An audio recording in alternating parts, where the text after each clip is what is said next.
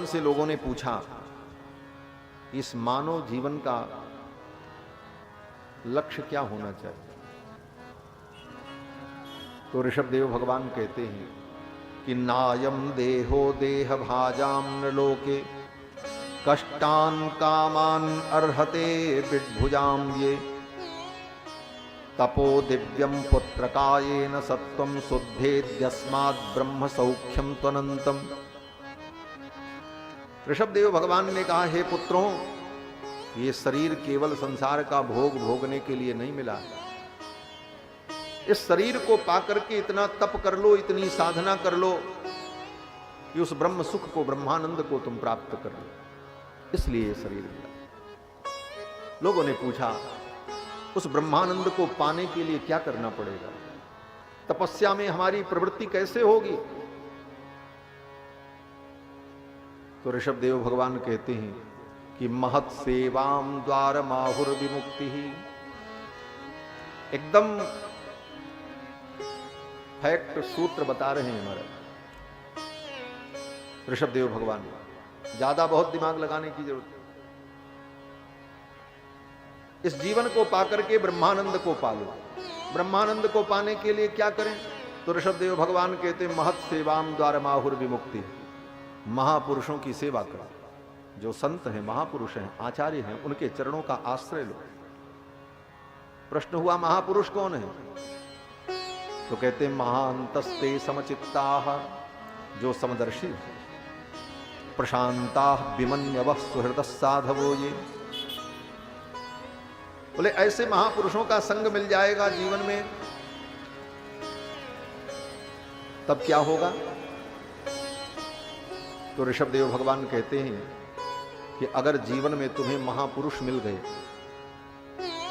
और उन महापुरुषों ने तुमको अपना मान लिया, उनके अपनत्व को तुमने प्राप्त कर लिया अपने व्यवहार से, अपनी श्रद्धा से, अपनी निष्ठा से, तो बिना प्रयास के ही तुमको मेरे चरणों की प्रीति प्राप्त हो जाए, मेरे चरणों की भक्ति तुम्हें मिल जाएगी।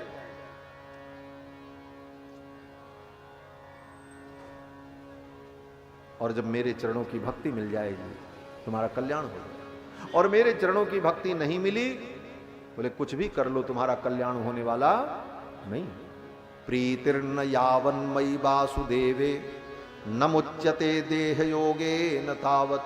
जब तक मुझ वासुदेव में तुम्हारी प्रीति नहीं होगी, तब तक तुम संसार के बंधन से मुक्त नहीं होगे। प्रश्न हुआ, ये बंधन क्या है?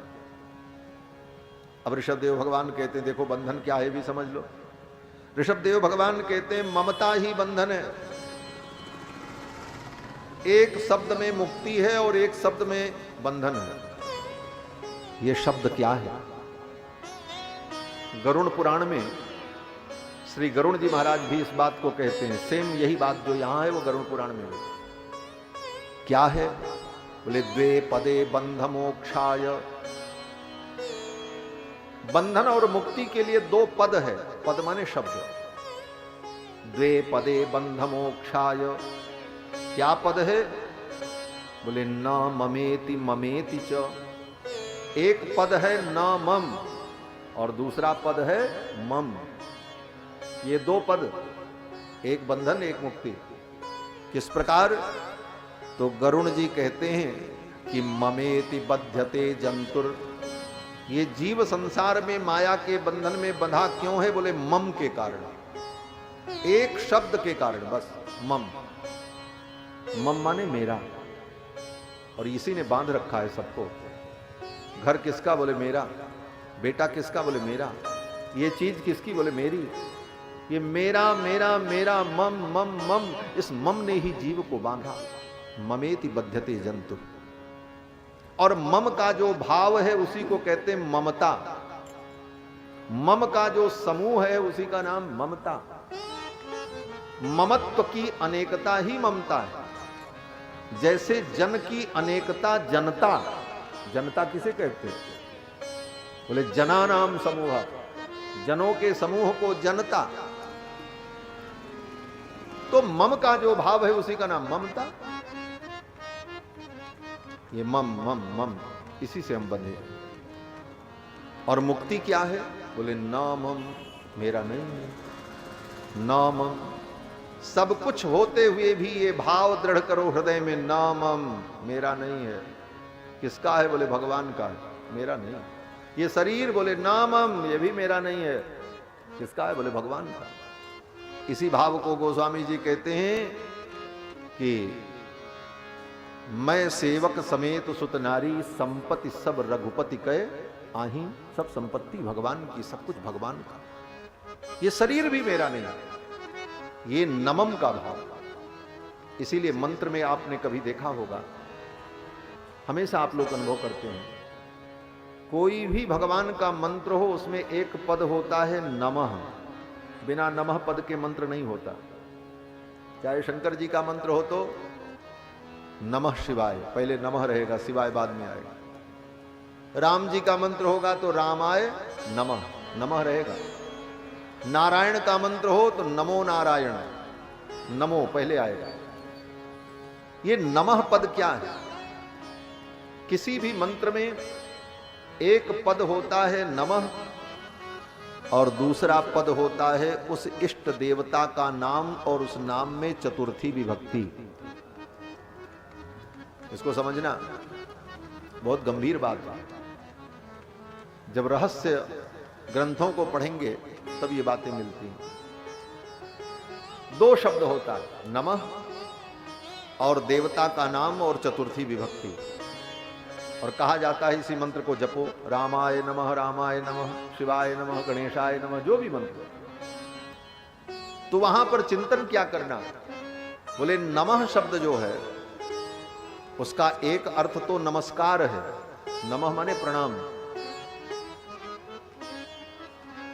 लेकिन नमः का दूसरा एक अर्थ जो ग्रहण किया जाता है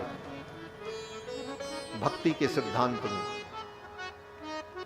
न मह, मह माने मेरा, न मेरा नहीं है, नमः। तब किसका है? बोले रामाय, चतुर्थी विभक्ति है। और चतुर्थी विभक्ति को क्या कहते हैं व्याकरण में? कर्ता, कर्म, करण और संप्रदान। चतुर्थी विभक्ति को क्या कहते हैं? संप्रदान। और संप्रदान का मतलब होता सम्यक रूप से प्रदान कर देना। जो कुछ है वो सब भगवान को हमने प्रदान कर दिया। रामाय, कृष्णाय, गोविंदाय, नमः, मेरा नहीं। यह अनुसंधान होना चाहिए मंत्र का जप करते समय। रामाय नमः, खाली रामाय नमः जपो, ठीक है, भगवान का नाम है, कल्याण करेगा, लेकिन अर्थानुसंधान इसका क्या करना है? बोले राम जी का मंत्र जपो, रामाय नमः, तो ये अनुसंधान करो, मेरा कुछ नहीं है, नमः किसका है? बोले रामाय। गोविंदाय नमः,